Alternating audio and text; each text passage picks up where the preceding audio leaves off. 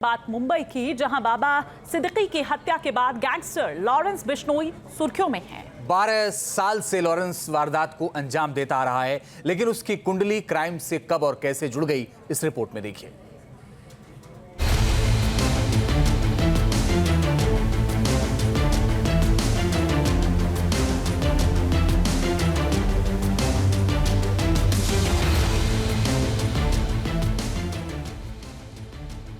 पहले क्राइम की साजिश रचना, उसके बाद गुर्गों के हाथों साजिश को अंजाम तक पहुंचाना और फिर कबूलनामा भेजकर सनसनी मचा देना। पिछले 3 साल से इस पैटर्न पर जब भी अपराध की कोई घटना हो रही है, एक ही नाम सामने आ रहा है, गैंगस्टर लॉरेंस बिश्नोई। मुंबई में बाबा सिद्दीकी के मर्डर के ठीक बाद वही हुआ और लॉरेंस बिश्नोई सुर्खियों में आ गया।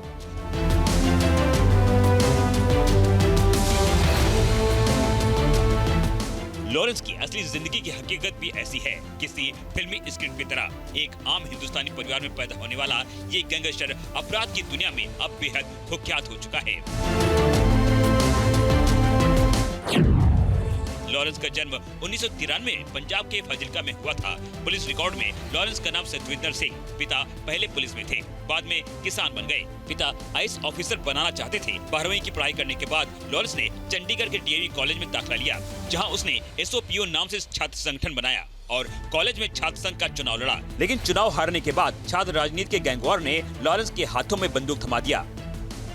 कुख्यात गैंगस्टर लॉरेंस बिश्नोई फाजिल्का में पढ़ाई करने के बाद वो चंडीगढ़ के डीएवी कॉलेज में पहुंचता है और यहाँ पर पॉलिटिक्स में अपना हाथ आजमाता है। लेकिन उसे पहले चुनाव में हार मिलती है और अपने विरोधियों पर हार का बदला लेने के लिए फायरिंग कर देता है और यहीं से कुख्यात गैंगस्टर लॉरेंस बिश्नोई की कहानी बनना शुरू हो जाती है।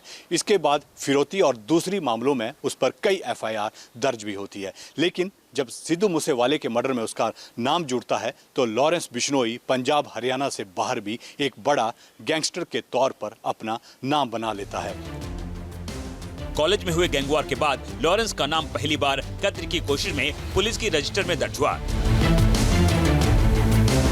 जानकार बताते हैं कि इस दौरान वो इश्क में भी पड़ गया।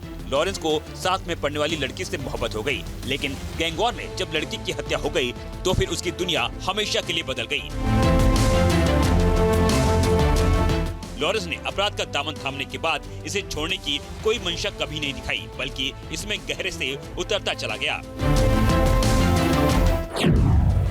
जानकारी के मुताबिक लॉरेंस को गुरदासपुर के गैंगस्टर जग्गू भगवानपुरिया ने क्राइम को अंजाम देने के शुरुआती पाठ सिखाए थे, जिसके बाद साल 2012 में लॉरेंस क्राइम के संगठित सिंडिकेट का हिस्सा बन गया।